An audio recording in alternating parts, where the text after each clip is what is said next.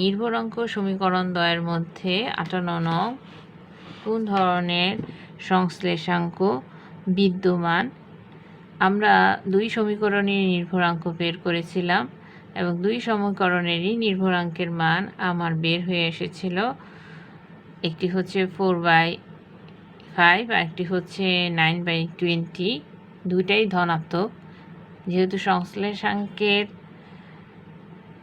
মান নির্ভর করে নির্ভরাঙ্কের মানের উপর, নির্ভরাঙ্ক দ্বয়ের জ্যামিতিক নির্ভরাঙ্ক দ্বয় কী চিহ্ন বিশিষ্ট সেটার উপর। যেহেতু নির্ভরাঙ্ক দ্বয়ই ধনাত্মক, কাজেই আমার এখানে সংশ্লেষাঙ্কের মানও কিন্তু ধনাত্মক আসবে এবং এই দুইটার জ্যামিতিক গড় থেকে আমরা সংশ্লেষাঙ্কের মানটা বের করে নিয়ে আসব।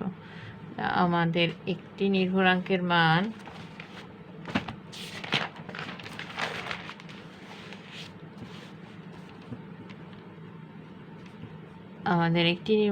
মান বের হয়ে এসেছিল 4/5, আরেকটি নির্ভরাঙ্কের মান হচ্ছে 9/20।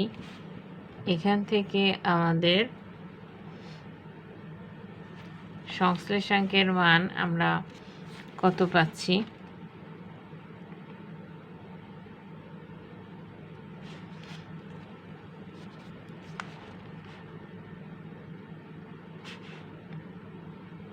আমার দ্বিতীয় সমীকরণের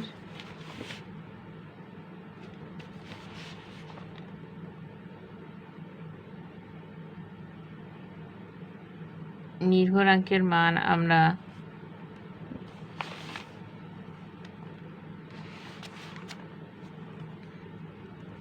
বের করা। আমাদের এখানে নির্ভরণ সমীকরণ দ্বয়ের মধ্যে কোন ধরনের সংশ্লেষাঙ্ক, আমাদের এখানে প্রতিটা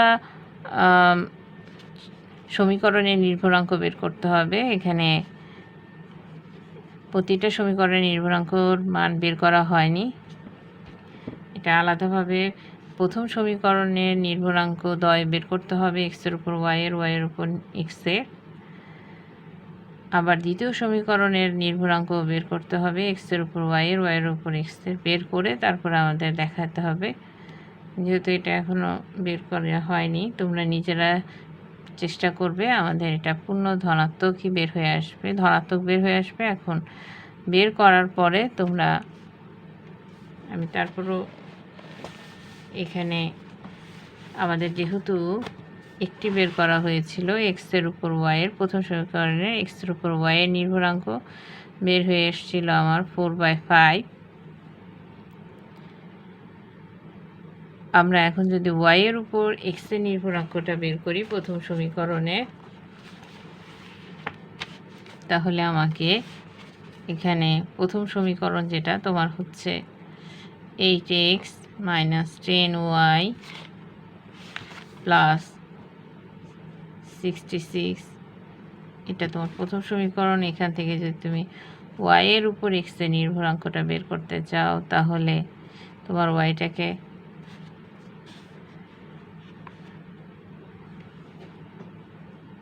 আমাদের এক্সটাকে রেখে ওয়াইটাকে ওই পাশে নিয়ে যেতে হবে।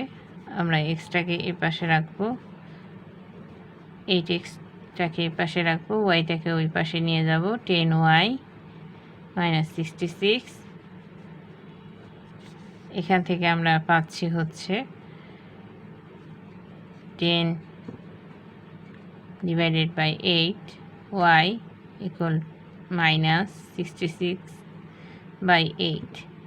এখানে আমরা খেয়াল করে দেখতে পাচ্ছি ওয়াইয়ের উপর এক্সের নির্ভরাঙ্ক হচ্ছে 10/8। এটাকে যদি আমরা কাটাকাটি করি তাহলে আমরা পাচ্ছি 5 দুগুণে 10, 4 দুগুণে 8, 10y - 66/8। এখানে সামথিং পয়েন্টের মান পাচ্ছি, বা ওইটাই দেখা যায়, 8.25 লিখলাম। তো আমরা দেখতে পাচ্ছি 5/4 প্রথম সমীকরণের যদি আমি নির্ভরাঙ্কটা বের করি, করে দেখাই, তাহলে আমরা দেখতে পাচ্ছি সংশ্লেষাঙ্কের মান আমার দাঁড়াচ্ছে byx * bxy আমরা এক্সের উপর ওয়াই এর নির্ভরাঙ্ক পেয়েছিলাম 4/5, আর এখন এইমাত্র আমি বের করে দেখালাম ওয়াই এর উপর এক্সের নির্ভরাঙ্ক, সেটা এসেছে আমাদের 5/4 রুট। এখন আমরা যদি এখানে কাটাকাটি করি তাহলে মান কিন্তু আমার পেয়ে যাচ্ছি আমরা 1 এর উপর রুট হলে মান 1, তার মানে তোমার সংশ্লেষাঙ্কের মান হচ্ছে পূর্ণ ধনাত্মক। ঠিক একইভাবে আমরা যদি দ্বিতীয় সমীকরণটাও বের করি হয়তো পূর্ণ ধনাত্মকই আসবে। তো 58 নংয়ের উত্তরটা আমরা এখান থেকে কি বুঝতে পারলাম যে আমাদের প্রতিটা সমীকরণের এক্সের উপর ওয়াই এর উপর এক্সের নির্ভরাঙ্ক বের করে তার সংশ্লেষাঙ্ক বের করে আমাদেরকে দেখাতে হবে। এখানে উত্তর তোমার খ।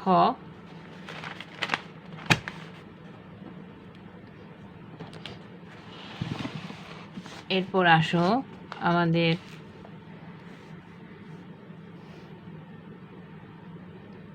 সাতান্ন পৃষ্ঠায় ঠিক একইভাবে 63 নং প্রশ্নের দিকে আমরা উদ্দীপকের সমীকরণে এ এবং বি এর মান দেওয়া রয়েছে, এক্সের উপর ওয়াই এর নির্ভরাঙ্ক নির্ণয় করো। এখানে আমাদের সমীকরণটা আমরা যদি খেয়াল করি, এটা হচ্ছে 63 নং কোশ্চেনের উত্তর। তোমার আমাদের সমীকরণটা দেওয়া রয়েছে এক্স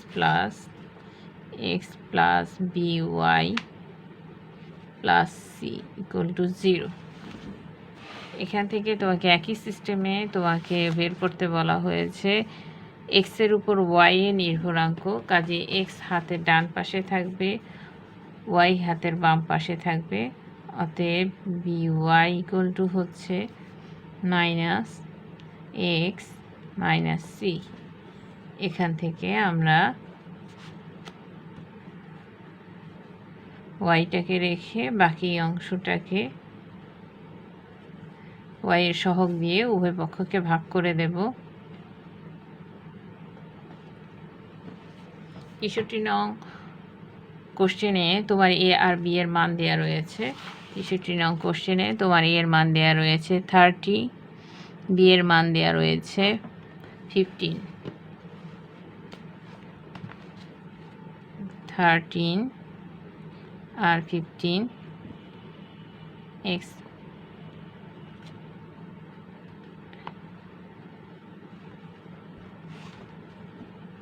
আমরা যদি এটার দিকে তাকাই তাহলে আমরা কি পাচ্ছি, minus 2x plus c by b y equal to minus 2x। তার মানে আমাদের নির্ভরাঙ্ক এক্সের উপর ওয়াই এর নির্ভরাঙ্ক হচ্ছে -2। তো আমাদের এখানে সমীকরণের দিকে আমরা 63 নংয়ের যদি আমরা খেয়াল করি আমাদের উত্তর হচ্ছে 63 নং কোশ্চেনের উত্তর হচ্ছে -2। আমি আবারও দেখাচ্ছি, তোমার নির্ভরাঙ্কের এক্সের উপর ওয়াই এর নির্ভরাঙ্কের মান হচ্ছে -2।